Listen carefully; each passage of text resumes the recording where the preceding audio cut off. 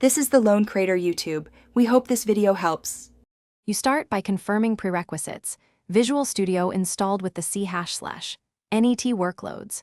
Once done, launch Visual Studio so you can act immediately. Make sure to pick Create a New Project. This directs the IDE to scaffold files for you. You will see filters, use language, see hash and platform, any. Choose a template like Console App or ASP. Net. This first step creates the project structure and prepares the editor, which is why it matters before you write code. Once the project is created or an existing one is opened, you navigate Solution Explorer to find Program. CS or Startup. CS. This is where execution begins.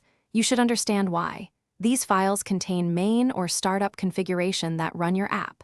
If creating, set project name and NET version deliberately, since runtime behavior depends on it.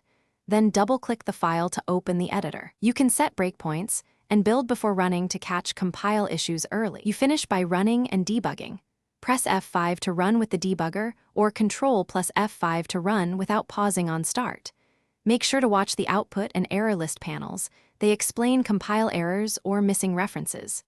If the project won't open due to SDK mismatch, change the target framework in Project Properties or install the required Net SDK. This resolves most opening failures. If Visual Studio prompts to restore NuGet packages, accept it. That often fixes unresolved types and build errors. Thanks for watching. Consider subscribing if we helped you.